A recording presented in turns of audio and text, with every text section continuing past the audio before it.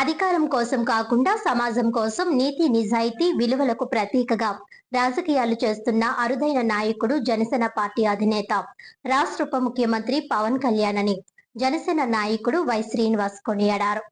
రామచంద్రపురం నియోజకవర్గంలోని ద్రాక్షారామంలో నిర్వహించిన సమావేశంలో పవన్ కళ్యాణ్ పై వైసీపీ నాయకులు చేసిన వ్యాఖ్యలను ఖండిస్తూ మంగళవారం తన కార్యాలయంలో ఏర్పాటు చేసిన మీడియా సమావేశంలో ఆయన మాట్లాడారు. ప్రజా సమస్యలపై నిరంతరం పోరాడే నాయకుడిగా ఇచ్చిన మాటకు కట్టుబడి ఉండే వ్యక్తిత్వం పవన్ కళ్యాణ్ దని అన్నారు. కాపు సంక్షేమం గురించి మాట్లాడే నైతిక అర్హత వైసీపీ నాయకులకు లేదని విమర్శించిన శ్రీనివాస్ 2019 నుంచి 2024 వరకు అధికారంలో ఉన్న ప్రభుత్వం కాపు సంక్షేమ పథకాలను నిర్వీర్యం చేసి వేలాది మంది యువత భవిష్యత్తుతో ఆటలాడిందన్నారు. కాపు విద్యార్థుల విదేశీ విద్యా సహాయాన్ని నిలిపివేసి వారి ఆశయాలకు గండి కొట్టిందని ఆరోపించారు. అయితే కూటమి ప్రభుత్వం అధికారంలోకి వచ్చిన వెంటనే నిలిచిపోయిన విదేశీ విద్యా పథకాన్ని పునరుద్ధరించి అర్హులైన ప్రతిభావంతులైన విద్యార్థులకు 10 లక్షల రూపాయల వరకు ఆర్థిక సహాయం అందించే కార్యక్రమాన్ని తిరిగి ప్రారంభించిందని తెలిపారు.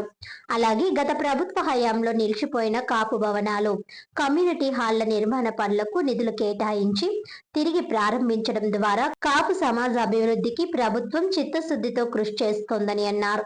2019 ఎన్నికల సమయంలో ఇచ్చిన హామీలు గుర్తుకు రాలేదా అని వైసీపీ నాయకులను ప్రశ్నించిన ఆయన జగ్గంపేటలో వైఎస్ జగన్మోహన్ రెడ్డి స్వయంగా కాపులకు రిజర్వేషన్లు ఇవ్వడం సాధ్యం కాదని ప్రకటించినప్పుడు ప్రస్తుతం విమర్శలు చేస్తున్న నాయకులు ఎక్కడ ఉన్నారని నిలదీశారు. లోకేష్ ను ముఖ్యమంత్రిని చేయడానికి పవన్ కళ్యాణ్ పనిచేస్తున్నారని విమర్శించే వైసీపీ కాపు నాయకులు ప్రజల భవిష్యత్తు కోసం పవన్ కళ్యాణ్ చేస్తున్న సేవలను గుర్తించాలని సూచించారు. సొంత రాజకీయ ప్రయోజనాల కోసం కాపు కార్డును ఉపయోగిస్తున్న నాయకులకు కాపు వర్గాల ప్రజలే తగిన బుద్ధి చెబుతారని హెచ్చరించారు. నిజంగా కాపులపై ప్రేమ ఉంటే వైసీపీలో ఎన్నో కీలక పదవులు నిర్వహించిన సీనియర్ నాయకుడు బొత్స సత్యనారాయణను ముఖ్యమంత్రి అభ్యర్థిగా ప్రకటించాలని, దమ్ముంటే ఆ ప్రకటనను జగన్మోహన్ రెడ్డితో చేయించాలని సవాల్ విసిరారు. ఈ కార్యక్రమంలో జనసేన పార్టీ ముఖ్య నాయకులు పాల్గొన్నారు. మీరు దాంట్లో మంత్రులు పనిచేస్తున్నారు. మరి ఆ రోజు కాపుల యొక్క ప్రయోజనాలు కానీ కాపులకు జరుగుతున్నటువంటి అన్యాయం మీద కానీ మీరు ఎందుకు మాట్లాడదని చెప్పి మేము ప్రశ్నిస్తూ ఉన్నాం. స్వయంగా మీ పార్టీ అధ్యక్షుడు జగన్ రెడ్డి 2019 ఎన్నికల ముందు ఎన్నికల ప్రచారంలో భాగంగా జగ్గంపేట నియోజకవర్గంలో కాపులకు రిజర్వేషన్ అమలు చేయడం కుదరదని చెప్పినప్పుడు మీరు ఏం చేస్తూ ఉన్నారు? ఆ రోజున మీరు కాపుల ప్రయోజనాల గురించి ఎందుకు మాట్లాడాలని చెప్పి మేము అడుగుతూ ఉన్నాం.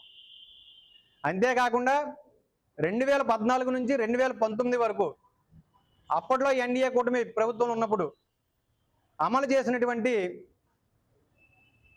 ఈడబ్ల్యూసి కేంద్రం ప్రవేశపెట్టినటువంటి ఎకనామికలీ బ్యాక్వర్డ్ స్కీమ్ ఏదైతే ఉందో దాంట్లోనే ఉన్నటువంటి రిజర్వేషన్లు అమలు చేసినడం కానీ, కాపుల పిల్లలు చదువుకోవడానికి విదేశీ విద్య కింద 10 లక్షల రూపాయలు ఇవ్వడంలో కానీ, అలాగే స్వయం ఉపాధి పథకం కింద 2 లక్షల రూపాయలు ఇవ్వడం కానీ, ఇలాంటి అనేక కార్యక్రమాలని ఆ రోజు ఉన్నటువంటి చంద్రబాబు నాయుడు గారి యొక్క ప్రభుత్వం అమలు చేసి ఉంది. ఆ రోజున మీరు అందరూ మాట్లాడింది ఏంటంటే కాపు కార్పొరేషన్కి 1000 కోట్ల రూపాయలు బడ్జెట్ కేటాయించడం జరిగింది, మీరు డిమాండ్ చేయడం జరిగింది. అప్పట్లో 100 కోట్లు కేటాయిస్తే మీరు 1000 కోట్లు కావాలని అడిగారు. 1000 కోట్లకి మీ డిమాండ్కి అనుగుణంగా ఆ రోజున ఉన్నటువంటి ప్రభుత్వం 100 కోట్లకి మరో అదనంగా 400 కోట్లని ఇవ్వడం జరిగింది. వెరసి మొత్తం 500 కోట్ల రూపాయలు కాపు కార్పొరేషన్కి ఇవ్వడం జరిగినటువంటి విషయం మీకు గుర్తులేదా అని అడుగుతూ ఉన్నాం. మరి మీరు 2019 అధికారంలోకి వచ్చిన తర్వాత ఈడబ్ల్యూసి స్కీమ్ కానీ, కాపు విద్యార్థులకు విధించినటువంటి విదేశీ రుణం కానీ, స్వయం ఉపాధి పథకం కానీ, సివిల్ సర్వెంట్కి ఫ్రీగా కోచింగ్ ఇచ్చేటువంటి కార్యక్రమం కానీ ఏ పథకం మీరు అమలు చేయకుండా ఈ రోజున కొత్తగా పవన్ కళ్యాణ్ గారి గురించి కానీ ఎన్డీఏ కూటమి ప్రభుత్వం గురించి మాట్లాడుతూ ఉన్నారు. ఏ రకంగా మీరు మాట్లాడుతూ ఉన్నారు అని అడుగుతూ ఉన్నాం. కేవలం మీ రాజకీయ నిరుద్యోగం కోసం కూటమి ప్రభుత్వం అత్యద్భుతంగా పనిచేయడంతో 2 సంవత్సరాలు పూర్తి చేసుకుంది. ఎట్టి పరిస్థితుల్లో ఏ అవకాశాలు లేని పరిస్థితుల్లో కులాల చిచ్చుని రాజేసి చలి కాకూడనటువంటి చూస్తున్నటువంటి వైనాన్ని రాష్ట్రంలో ఉన్న ప్రజలు కానీ ప్రత్యేకించి కాపు యువత కానీ గమనిస్తూ ఉందని చెప్పి మీకు ఈ సందర్భంగా తెలియజేస్తూ ఉన్నాం. గురించి కమ్యూనిటీకి ఏం చేశారని అడుగుతున్నాం. మీరు ఇవాళ ఎవరి కోసం పనిచేస్తూ ఉన్నారని చెప్పి మేము సూటిగా ప్రశ్నిస్తూ ఉన్నాం. మీరు ఎవరిని ముఖ్యమంత్రిని చేయడం కోసం పనిచేస్తూ ఉన్నారు?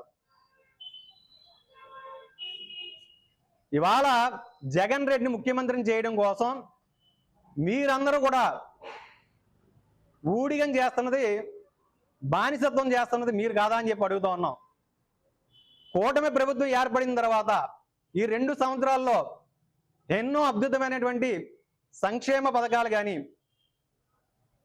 ఎన్నో సేవా కార్యక్రమాలు కానీ, ప్రజలకు ఉపయోగపడే విధంగా ఎన్నో రకాలటువంటి ప్రాజెక్టులు తీసుకురావడం కానీ, ఇది కూటమిలో కలిసి ఉండటం వల్ల, కూటమి ప్రభుత్వం ఉండటం వల్ల, సెంట్రల్ గవర్నమెంట్తో ఉన్నటువంటి దాంట్లో భాగస్వామ్యం వల్ల ఇవాళ ఇన్ని పథకాలని ఈ రాష్ట్రంలో అమలు చేయగలుగుతూ ఉన్నాం. మరి గతంలో మీరు 2019 నుంచి 24 వరకు ఉన్నటువంటి టైంలో ఏ రోజైనా ఒక ప్రాజెక్టుని కానీ తీసుకురావడం జరిగిందా? ఏ రోజైనా సరే నిరుద్యోగుల కోసం మీరు ఏ నిర్ణయాలను తీసుకోవడం జరిగిందా? కేవలం మీ రాజకీయ ప్రయోజనాల కోసం, మీ పబ్బం గడుపుకోవడానికి చేసినటువంటి కార్యక్రమాల ద్వారా మీరు కాపులకు కానీ రాష్ట్ర ప్రజానికి కానీ చేసింది ఏమీ లేదు. కాబట్టే మొన్న ఎన్నికల్లో అన్ని వర్గాల ప్రజలు కలిసి మీకు కేవలం 11 సీట్లకు పరిమితం చేసినా కూడా మీకు బుద్ధి రానటువంటి పరిస్థితి మేము గమనిస్తూ ఉన్నాం.